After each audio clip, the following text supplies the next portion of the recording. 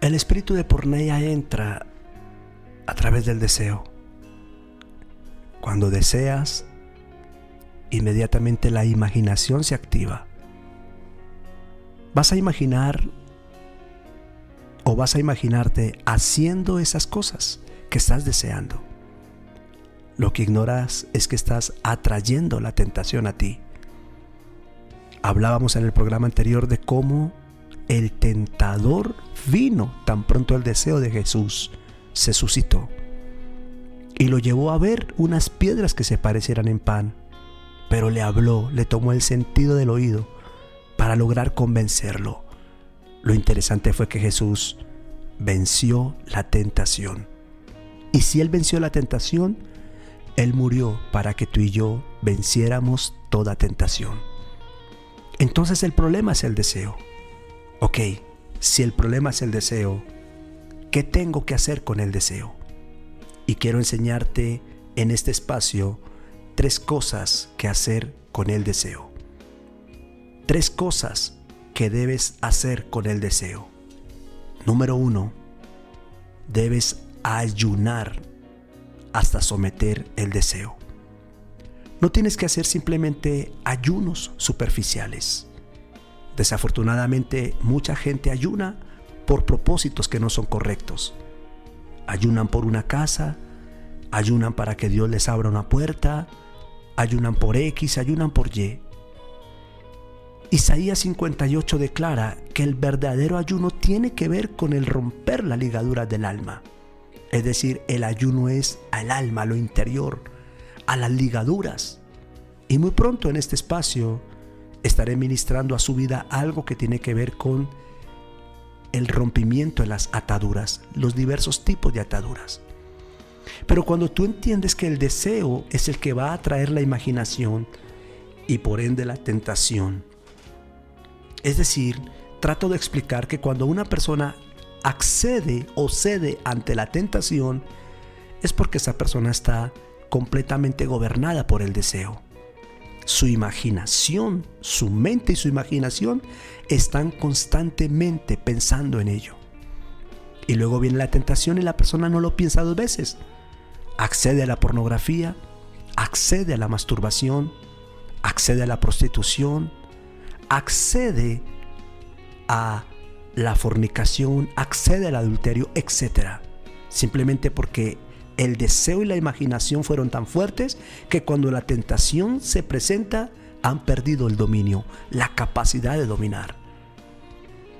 Y las 3 cosas que debo hacer con el deseo, entendiendo que el deseo es el problema, tengo que ayunar hasta que el deseo quede sometido. El deseo nunca va a salir de ti como decir algo que nunca volverás a desear. Lo que hace el ayuno es que el ayuno sujeta el deseo. Hace que todos los deseos de la carne, del cuerpo, hace que todos los deseos que vienen y que activan la imaginación para atraer la tentación, comiencen a ceder, comiencen a quedar rendidos. Porque cuando tú ayunas, tu carne está siendo rendida. Cuando tú ayunas, tu carne está siendo sujeta allí. Número 1, ¿qué hago con el deseo? 3 cosas. Lo primero es ayunar hasta que el deseo quede sujeto. Número 2, tienes que rendir el deseo. El deseo no es algo que simplemente se dice: Dios, perdóname por el deseo, toma, te entrego el deseo. El deseo se rinde. ¿Qué significa rendir? Significa llevarlo a un punto donde quede completamente sujeto. Por eso es que el apóstol Pablo recomienda: piensen en lo bueno, piensen en lo que es agradable, piensen en lo que tiene buen nombre, en esto pensad. Tú nunca podrás pensar en cosas buenas, tú nunca podrás pensar en cosas agradables, en libertad, cuando estás preso del deseo de la porneia. Por eso tienes que rendirlo. Lo rindes en ayuno, lo rindes en oración, lo rindes en humillación, en el altar, constantemente. Una vida rendida, una vida sujeta, una voluntad sujeta a la obediencia de Dios. Y número 3, lo debes crucificar. Pablo dijo: ya no vivo yo, Cristo vive en mí. Y Pablo dijo: con Cristo estoy juntamente crucificado. Jesús dijo: el que quiera venir en pos de mí, niéguese a sí mismo, o sea, ríndase, tome su cruz y sígame.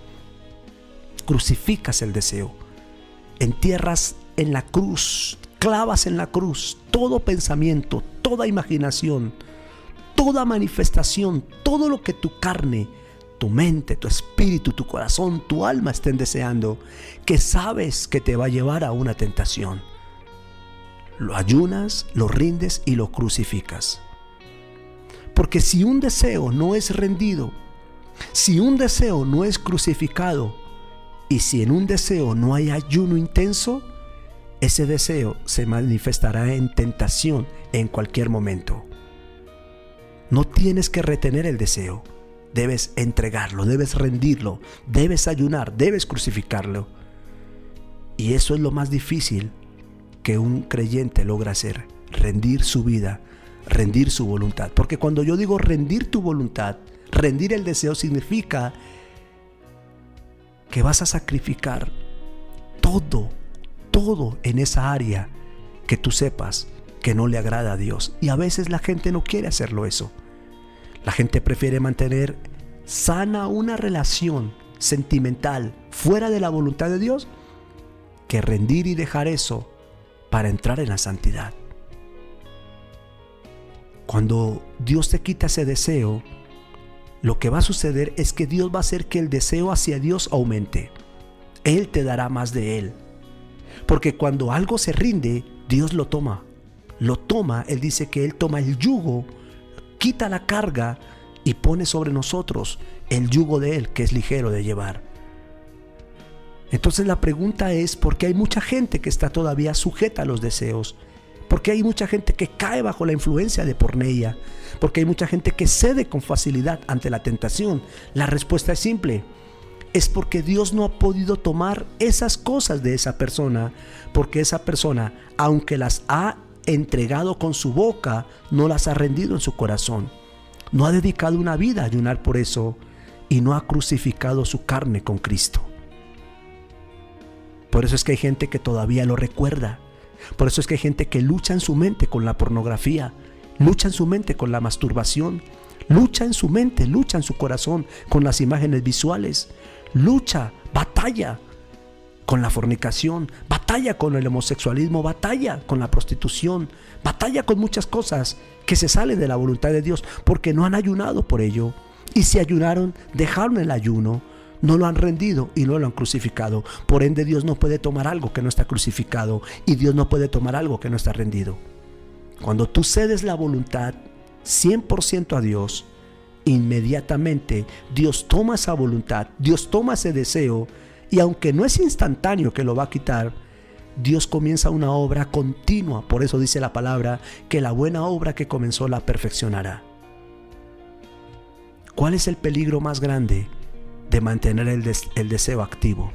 Y quiero cerrar con esto. ¿Cuál es el riesgo más grande para una persona, especialmente para un creyente, que continuamente tiene ese deseo? Este es el peligro más grande.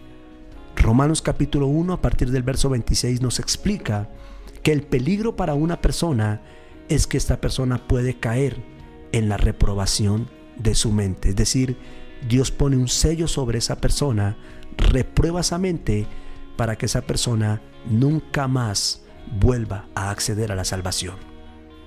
Romanos 1:26 dice: por esto Dios los entregó a pasiones. Note, Dios los entregó a pasiones. ¿Habías leído esto? ¿Cómo es que Dios entregue a una persona a pasiones? ¿Acaso Dios no es el que nos enseña que debemos liberarnos de las pasiones? Pablo no nos obliga y dice Pablo en Gálatas, huyan de las pasiones. ¿Acaso Pablo no le dijo a Timoteo, huya de las pasiones juveniles? Ok, pero ¿por qué en Romanos dice, por esto Dios los entregó? ¿Puede entregar Dios a una persona a pasiones vergonzosas? ¿Puede entregar Dios a una persona a una perdición? Sí, léalo bien en Romanos. Déjeme leerle Romanos. Por esto Dios los entregó a pasiones vergonzosas, pues aún sus mujeres cambiaron el uso natural por el que es contra la naturaleza. Y de igual modo también los hombres, dejando el uso natural de la mujer, se encendieron en sus lascivias unos con otros, cometiendo hechos vergonzosos hombres con hombres, homosexualismo y lesbianismo. y recibieron en sí mismo la retribución debida a su extravío. Y como ellos no aprobaron tener en cuenta a Dios, Dios los entregó. Note que en el verso 26 dice, los entregó a pasiones vergonzosas, como las que mencioné, pero en el verso 28 dice, los entregó a una mente reprobada. Dios puede entregar a una persona a pasiones vergonzosas, y cuando Dios entrega a una persona a esas pasiones, es decir, cuando una persona en su desenfreno ya no quiere un cambio, prefiere la fornicación, la pornografía, la masturbación, el adulterio, el ir donde las prostitutas, el practicar toda abominación sexual y todo vínculo sexual fuera del orden de Dios, Dios no le queda más que hacer que entregar a esa persona a esas pasiones. Y cuando esa persona cae porque Dios la entregó a esas pasiones, ahora Dios lo entrega a una mente reprobada.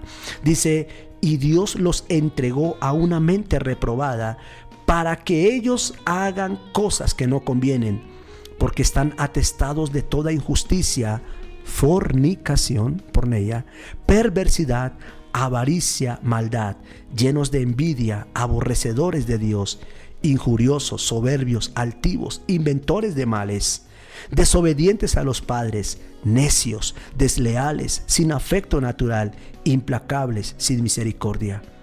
Quienes, habiendo entendido el juicio de Dios, que los que practican tales cosas son dignos de muerte, no solo hacen estas cosas, sino que también se complacen con las que la practican.